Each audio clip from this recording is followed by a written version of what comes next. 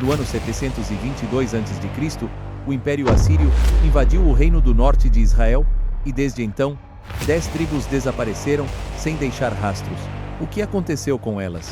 Foram destruídas? Misturaram-se com outros povos? Ou estão escondidas em algum canto do mundo, esperando para serem descobertas?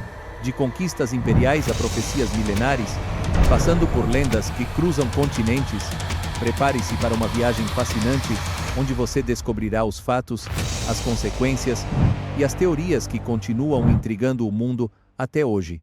A história das 12 tribos de Israel começa com Jacó, também chamado Israel, neto de Abraão e pai de 12 filhos, que se tornaram os progenitores das tribos que levam seus nomes. Segundo Gênesis 35, 22 a 26, esses filhos são Ruben, Simeão, Levi, Judá, Dan, Naftali, Gade, Aser, Issacar, Zebulon, José e Benjamim.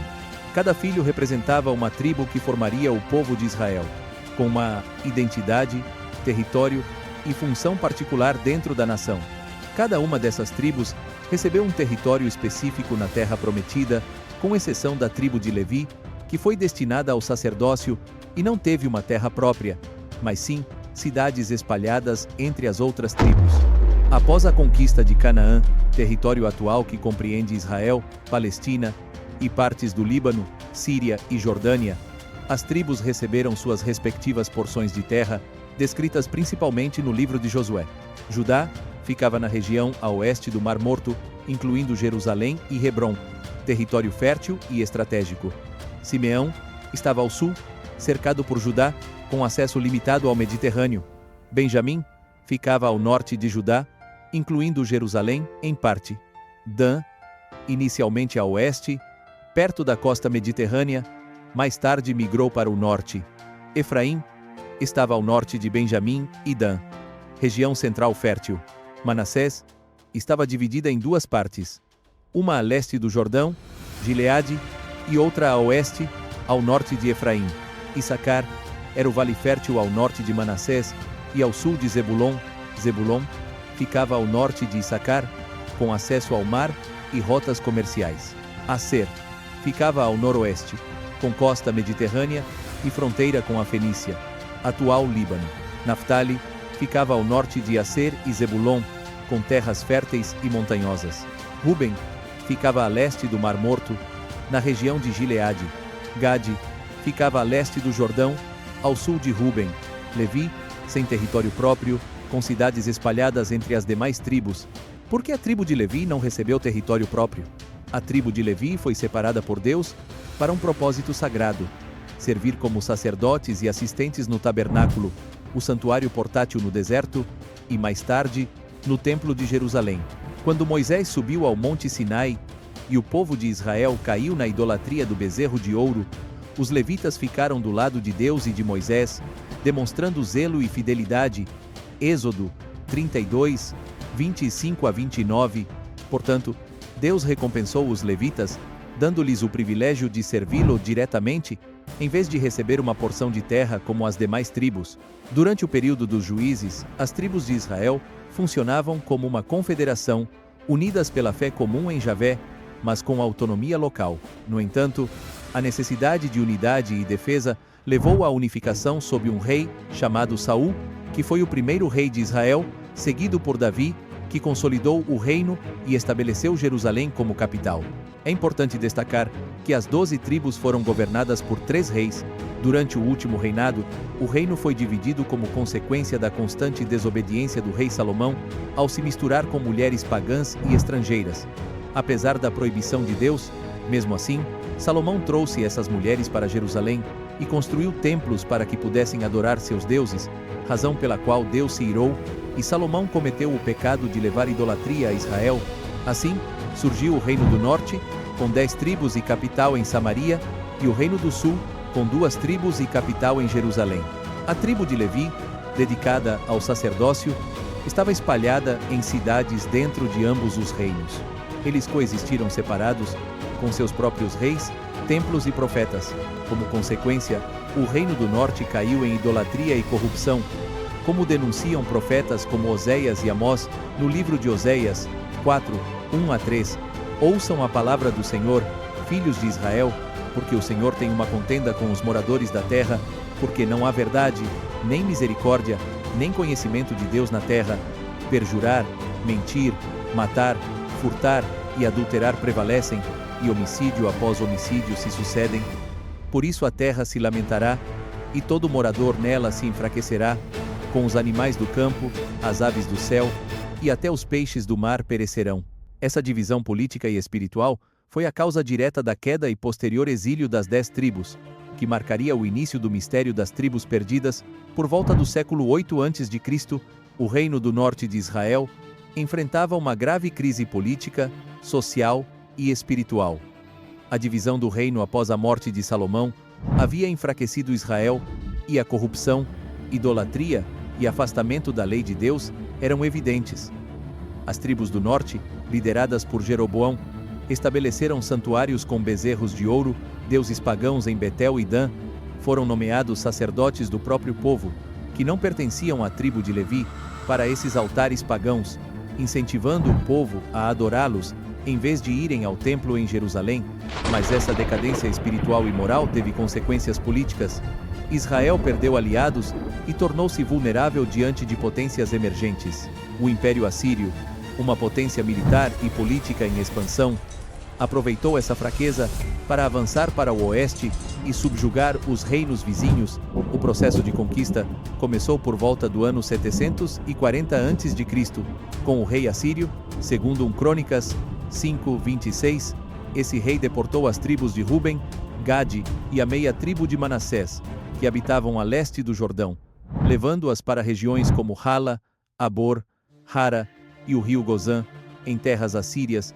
Mas a conquista definitiva do Reino do Norte ocorreu por volta de 722 a.C., quando Salmaneser V sitiou e tomou a capital, Samaria. Após um cerco de 3 anos, a queda de Samaria marcou o fim do Reino do Norte e o início do exílio massivo de seus habitantes. Os assírios aplicaram uma política estratégica para evitar futuras rebeliões, deportaram grande parte da população israelita e repovoaram a região com povos de outras partes do império, como babilônios, cutitas, avitas, ramatitas e sefarvitas. Essa mistura de povos deu origem aos samaritanos, um grupo com práticas religiosas semelhantes, porém distintas, das dos judeus do sul, diferente do exílio babilônico do Reino do Sul, do qual há registros claros do retorno sob Ciro o Grande. Não existe evidência histórica ou bíblica de um retorno massivo das 10 tribos da Assíria. Assim, seu destino ficou envolto em mistério, dando origem à lenda das 10 tribos perdidas.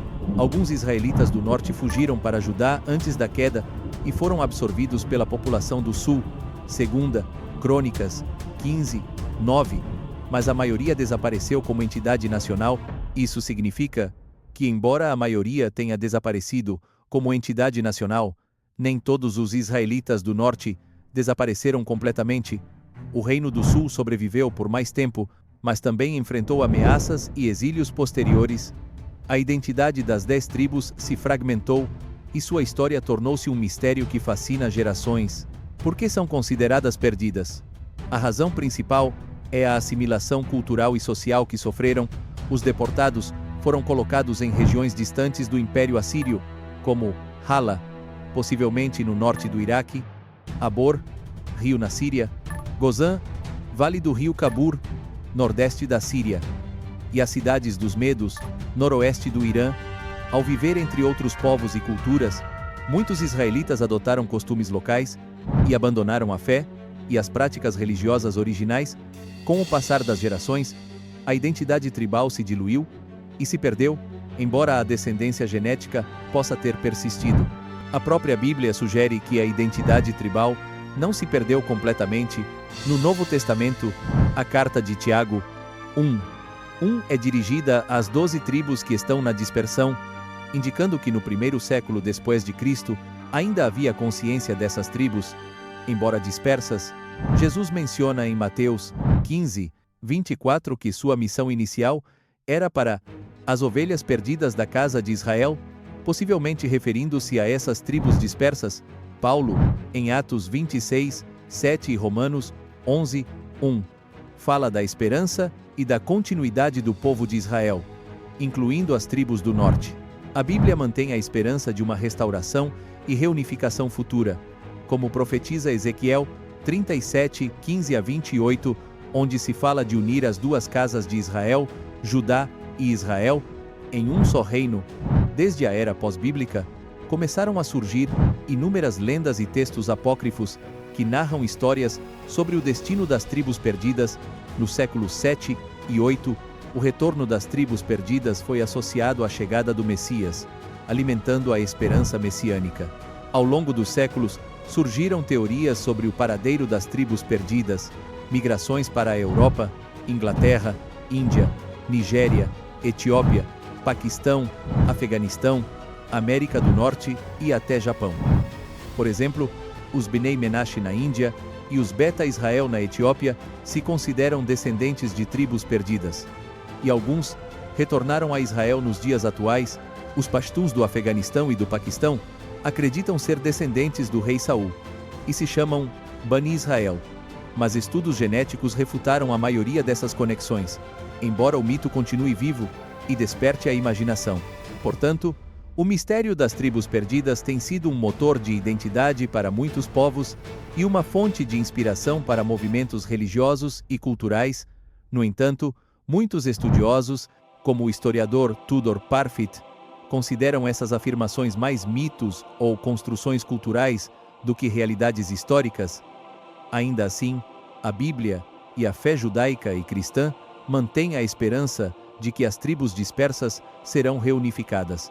Ezequiel 37, 21 a 22 diz: E lhes dirás: Assim diz o Senhor Deus: Eis que eu tomarei os filhos de Israel dentre as nações para onde foram, e os congregarei de todas as partes, e os trarei à sua terra, e farei deles uma só nação na terra, nos montes de Israel, e um rei será rei sobre todos eles, e nunca mais serão duas nações, nem nunca mais serão divididos em dois reinos. Em Apocalipse 7, 4 a 8, menciona-se o selamento de 12.000 de cada tribo, simbolizando a restauração e proteção divina. Embora as tribos estejam dispersas ou perdidas, a promessa de Deus é que serão reunidas e restauradas. A Bíblia ensina que para Deus nada está realmente perdido. Ele conhece cada um dos seus e promete restaurar seu povo. Não importa o quão longe tenham se dispersado. Assim, o mistério das tribos perdidas nos lembra que, embora a vida nos leve para longe ou nos disperse, sempre há esperança de restauração e retorno, porque, como diz Ezequiel, o próprio Deus buscará suas ovelhas e as reconhecerá. Se você gostou dessa jornada, escreva nos comentários: Deus cuida de mim.